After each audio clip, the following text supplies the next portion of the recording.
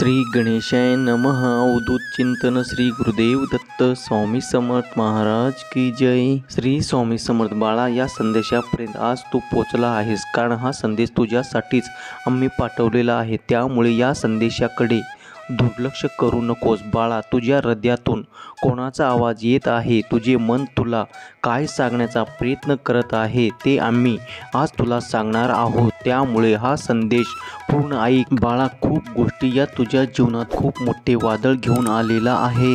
तुला असे वाटते की त्या वादळात सर्व काही संपून गेलेले आहे, सर्व उद्ध्वस्त झालेले आहे। बाळा, तू खूप त्रास तुझ्या जीवनात सहन केलेला आहे, खूप जणांचे अत्याचार आरोप सहन केलेले आहे। तुला आता कोण आपले आहे आणि कोण परके आहे हे चांगले समजले आहे। ज्या लोकांवर तू जास्त विश्वास ठेवलास त्याच लोकांनी तुझा विश्वासघात केला आहे, त्यामुळे तू पूर्णपणे तुटून पडलेला आहेस। आता तुला कोणावरही विश्वास ठेवण्याची भीती वाटत आहे, हे आम्ही जाणतो बाळा। तुझ्या मनाचा आवाज, तुझ्या अंतर्मनाचा आवाज तुला काय सांगत आहे हे लक्ष देऊन ऐक बाळा। विश्वास हा फक्त तू तुझ्या स्वतःवरच ठेव, दुसऱ्या कोणावरही ठेवू नकोस। तुमच्या ज्या काही अपेक्षा आहेत त्या पूर्ण करण्यासाठी दुसऱ्याकडे आशेने पाहू नकोस। आहे तुझ्या अपेक्षा हा तू स्वतःच ठेव, कधीच कोणाच्याही उपकाराच्या ओझ्याखाली राहू नकोस। स्वतःचे अस्तित्व स्वतःच घडव बाळा। सगळे दुःख भोगून संपलेले आहे। एका मोठ्या वादळानंतर जसे सगळे शांत होते तशी शांतता आता तुझ्या मनात पसरलेली आहे, आणि त्या शांततेतून तुझ्या हृदयातून एक आवाज येत आहे। तो येणारा आवाज तुझ्या अंतर्मनाचा आहे, तुझ्या आत्म्याचा आहे। तो आवाज तू ऐक, स्वतःशीच एकरूप हो। शांतपणे तुझे अंतर्मन, तुझा आत्मा तुला काय सांगण्याचा प्रयत्न करत आहे ते शांतपणे ऐक बाळा। त्या वाईट वेळेत लढून तू खूप दमलेला आहेस, थकलेला आहेस।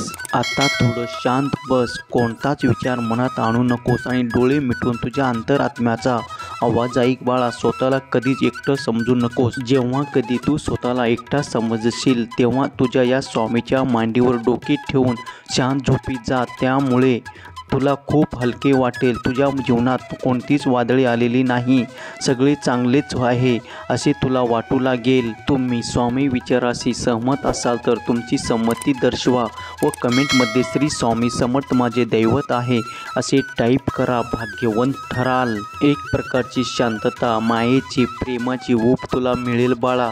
तुला कधी एकटे वाटले तर तेव्हा तू आमची आठवण काढतोस का? जर तू आमची आठवण काढत असतील तर स्वामी आई लिहायला विसरू नकोस बाळा। तुझी अंतरात्मा तुला सांगण्याचा प्रयत्न करत आहे की तू खूप हुशार आहे, त्यामुळे स्वतःला कधीच कमजोर समजू नकोस। तुझ्या खूपच सहनशक्ती आहे, तू खूप पवित्र आहे, तुझ्यात खूप सकारात्मकता आहे बाळा।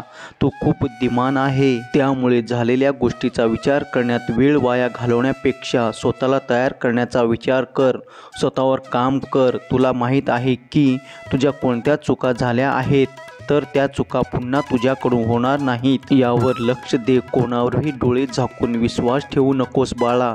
जे लोक तुझ्या आयुष्यातून गेले आहेत त्यांना जाऊ दे, कारण ते लोक तुझ्या योग्यतेचे नव्हते, त्यामुळेच तुझे जीवन त्या काळोख्या अंधारातून बाहेर आलेला आहे। खूप सारे दिव्यत्वाचे प्रकाश तुझ्या आतमध्ये आहे, त्यांना बघण्याचा प्रयत्न कर।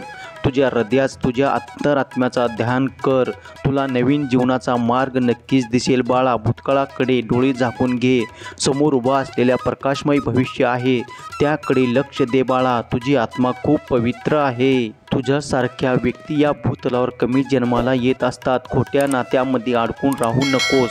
तुझ्या जीवनात कोणतेही प्रश्न असेल तर फक्त शांत बसून ध्यान कर, तुला यातून नक्कीच मार्ग दिसेल बाळा। स्वतःला ओळख, कोणत्या गोष्टीला आयुष्यात जास्त महत्त्व द्यायचे ते ओळख। उगीच कुठेही अडकून राहू नकोस बाळा। जे वाईट घडायचे होते ते घडून गेलेले आहे, आता तू स्वतंत्र बनलेला आहे। जे ज्ञान तुला मिळायचे होते ते तुला मिळालेले आहे। तू आता खूप शांततेने जीवन जगशील, खूप मान सन्मान तुला मिळेल, लोक तुला खूप आदराने पाहतील। तू ज्याही गोष्टीची कल्पना करशील ते सर्व तुला मिळेल बाळा। तुमचा अंतरात्मा, तुमचे मन तुम्हाला कधीच धोका देत नसते। तुमच्या अंतर्मनाचा विचार, त्याचे बोलणे ऐक बाळा। तुझ्या अंतरात्म्याचा आवाज तुला योग्य दिशेला घेऊन जात आहे।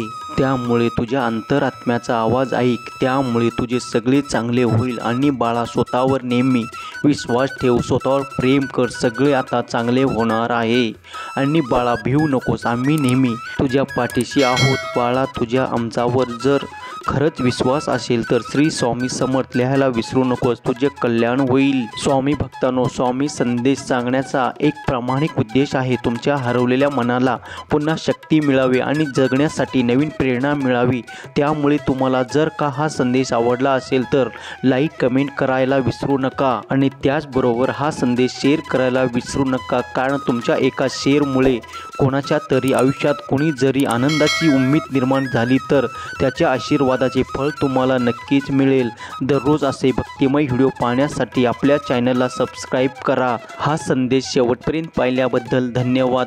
बोला अवधूत चिंतन श्री गुरुदेव दत्त स्वामी समर्थ महाराज की जय. जय शिवशंकर, नमामि शंकर, शिवशंकर शंभो.